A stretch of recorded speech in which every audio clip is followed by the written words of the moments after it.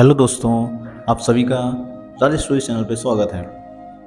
दोस्तों, रोजाना की तरह ममता भाभी घर के सभी लोगों के जाने के बाद बिना तौलिया लिए बाथरूम चली जाया करती, क्योंकि उन्हें पता था घर पर कोई नहीं रहता। एक दिन मुझे किसी काम की वजह से घर से निकलने के तुरंत बाद ही वापस आना पड़ा, और जैसे ही दरवाज़ा खोला मेरे होश उड़ गए, क्योंकि भाभी बिना कपड़ों के फर्श पर गिरी पड़ी थी और जोर जोर से चिल्ला रही थी।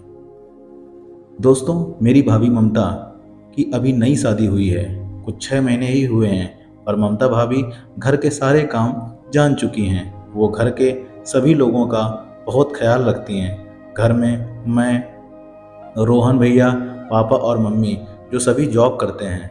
मैं बीएससी थर्ड ईयर की तैयारी कानपुर में कर रहा। मेरी ममता भाभी सबको सुबह का नाश्ता कराकर और लंच पैक करके दिन भर फुर्सत हो जाया करती हैं। ममता भाभी की उम्र कुछ 24 साल है। उनका बदन बहुत आकर्षक है, जो भी उनको देखे बस देखते रहे। खैर, मैंने उन्हें कभी गंदी नज़रों से नहीं देखा। ममता भाभी रोजाना की तरह सारे कपड़े निकाल कर नहाने जाती और तौलिया भी लेकर नहीं जाती, क्योंकि उनको मालूम था घर पर कोई है ही नहीं, तो नहाने के बाद तौलिया ले लूँगी। एक दिन की बात है, घर का सारा काम करके ममता भाभी नहाने गई। मैं भी अपने कॉलेज के लिए निकल चुका था। मेरे भाई सुमित दिल्ली में जॉब करते हैं, तो महीने में 1-2 बार ही आते हैं घर। मैं जब कॉलेज के आधे रास्ते पहुंचा तो मुझे याद आया कि मैं फिजिक्स के नोट्स घर पर ही भूल गया। टाइम था, बाइक वापस घुमाई और घर के लिए निकल पड़ा। घर वापस आके जैसे ही डोरबेल बजाई तो कोई अंदर से नहीं आया, बस चीखने की आवाज़ आ रही थी। मैं डर गया। दरवाज़ा को प्रेस किया तो वो पहले से ही खुला था। शायद ममता भाभी बंद करना भूल गई होंगी। चिल्लाने की आवाज़ सुनकर मैं तेज़ी से अंदर गया तो ममता भाभी कहीं नज़र नहीं आ रही थी। मैंने सोचा बाथरूम में होंगी। जब उस तरफ गया तो उन्हें देखकर मेरे होश उड़ गए। ममता भाभी बाथरूम के बाहर फिसल कर गिर गई थीं और जोर से कराह रही थीं। मैंने उनको देखा तो बस देखता ही रह गया।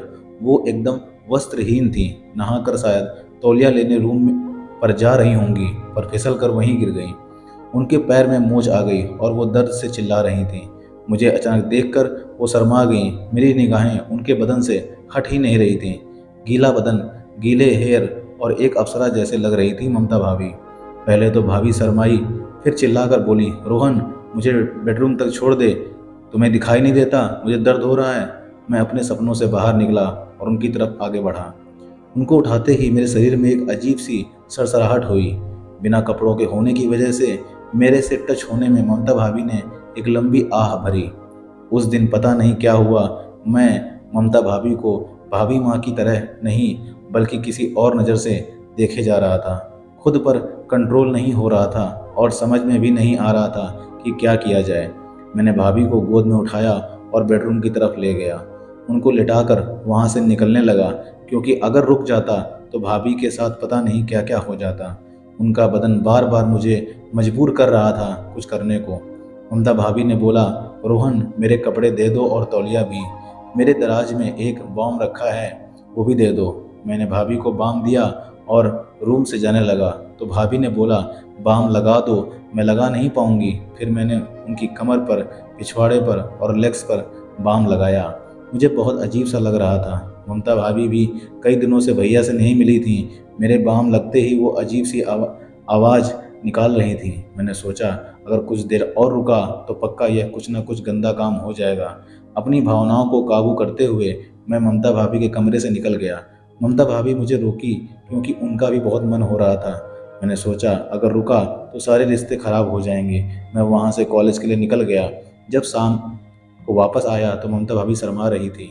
मैंने ध्यान नहीं दिया और नॉर्मल नज़रिए से रहने लगा, पर ममता भाभी का वो बदन मेरी आंखों से कभी हटा नहीं। अगर उस दिन भावनाओं में आकर बहक जाता तो घर की इज्जत मिट्टी में मिल जाती। अपने फैसले से बहुत खुश था मैं। भाभी माँ भी बहुत खुश थी कि उनको ऐसा समझदार देवर मिला, नहीं तो पता नहीं क्या हो जाता। अगर ऐसा कभी दोस्तों आपके साथ हुआ हो तो कमेंट करके ज़रूर बताना, और चैनल को लाइक, सब्सक्राइब और शेयर जरूर कर देना।